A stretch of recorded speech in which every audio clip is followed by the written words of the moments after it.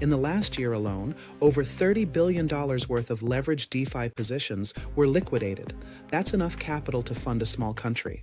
Why? The common narrative blames technical flaws. It was a flash loan attack, or the oracle failed. But the real culprit often isn't the code. It's the human mind. You look at a massive loss and feel panic, not logic. You see a winning streak and feel invincibility, not caution. The decentralized web promises a trustless future, but we ignore the biggest flaw in the system: us. We bring our ancient, flawed human psychology to a hyper-efficient, 24/7 financial frontier. This video isn't about the next 100x token. It's about the biggest risk factor you can control.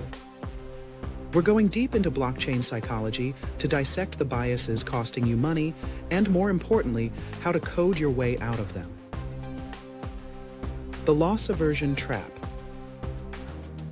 The volatility of decentralized finance and leverage trading is the perfect breeding ground for one of our most dangerous cognitive shortcuts: loss aversion. Prospect theory and the pain of loss. Your brain is wired to feel the pain of a loss twice as powerfully as it feels the pleasure of an equivalent gain.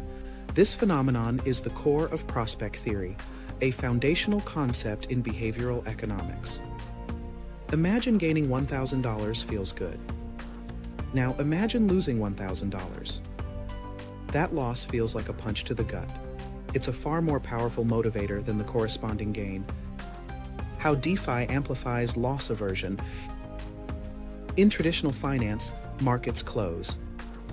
On Wall Street, your System 2, the slow, deliberate, rational part of your brain, has the weekend to take over and analyze the data. But DeFi is 24/7 and real-time, which allows your System 1, the fast, intuitive, emotional system, to run wild. When you check your leverage position at 3 a.m. and see a potential liquidation looming, that is a highly vivid, emotionally charged, and immediately available piece of information. This immediately triggers an emotional noise, the fear of a financial loss. This loss aversion manifests in two ruinous ways for the intermediate DeFi trader: risk-seeking behavior to win it back. When an account takes a hit, the emotional aversion to this realized loss drives the investor to take irrationally higher risks to try and erase the memory of the loss. This is the psychological trap that leads to over-leveraging or YOLOing into a dubious new token to recover the loss quickly. Your System 1 overrules the rational decision, System 2, to cut losses, leading to a disastrous, high-stakes gamble. The Hodel death trap. Conversely, when a position enters a deep drawdown and the loss is still unrealized, meaning you haven't sold yet, loss aversion kicks in to prevent the pain of acknowledging the loss. This strongly contributes to the HODL, hold on for dear life mentality, especially when the asset drops below the original purchase price, your mental reference point. The pain of realizing the loss causes you to irrationally hold on to a depreciating asset rather than selling to preserve capital. This keeps capital tied up in failing investments, preventing reallocation to better opportunities. It's the emotional comfort of delaying the pain, even at the cost of future financial health. The transparency of the public ledger, a core strength of blockchain, ironically becomes a behavioral weakness, allowing the continuous, vivid feedback loop of price changes to trigger System 1 anxiety and emotional noise. The sunk cost or overconfidence cycle. The loss aversion trap is often compounded by a nasty combination of the sunk cost fallacy and overconfidence bias. The illusion of past investment. The sunk cost fallacy is the idea that we continue a venture, like a losing trade, because we have already invested time, money, or effort into it, and we don't want to feel like that past investment was a waste. This is particularly insidious in DeFi because the cost isn't just the initial investment, it's the cognitive cost and time you spent researching the project, navigating the smart contracts, and setting up the position. A high cognitive load. When your DeFi position drops from plus 20% to minus 50%, your brain starts arguing, I spent 3 days researching this protocol. I paid $80 in gas fees. I can't let that effort go to waste now. This non-rational focus on past cost drives you to double down on the losing trade, fearing that if you sell now, the initial time and money invested will have been for nothing. The overconfidence catalyst. This fallacy is often ignited by overconfidence bias. Your early success leads you to overestimate your own judgment and skill. You manage a few profitable trades, and your brain defaults to what Nobel laureate Daniel Kahneman called excessive coherence, also known as the narrative fallacy. You construct a coherent, simple narrative. I am a smart trader. I understand the market. This simple, flattering narrative feels good, System 1, and makes you dismiss data that contradicts it, confirmation bias. The overconfidence bias then drives reckless actions, excessive leverage. You believe your conviction is stronger than the market risk, causing you to use maximum leverage on a position, magnifying both gains and catastrophic losses. Dismissing warnings, you ignore the clear on-chain data, liquidation notifications, or expert opinions that contradict your optimistic view, reinforcing your existing but flawed narrative. The double down. When the position turns negative, you treat the entire prior investment as a sunk cost that must be protected. Instead of cutting bait, your overconfidence convinces you that you are right and the market is wrong, leading to an attempt to buy the dip, often with borrowed funds, which only increases the magnitude of the final liquidation.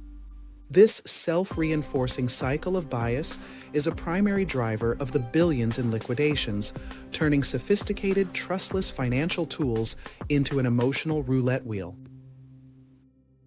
The smart contract solution, coding a system to monitor. The theory of blockchain psychology argues that since we can't eliminate human biases, they are predictable flaws, we must design the blockchain system itself to mitigate their effects. The goal is to create decision hygiene by forcing the slow, deliberate System 2 to override the impulsive System 1 before the emotional damage is done. Here's how smart contract features can be coded to act as an objective, emotionless System 2 monitor. Automated stop-loss orders. This is the most powerful tool against both loss aversion and sunk cost fallacy. The solution: self-executing smart contracts that automatically liquidate a portion of your position or close it entirely when a predefined, non-emotional loss threshold is met. The psychology. This mechanism works by leveraging pre-commitment.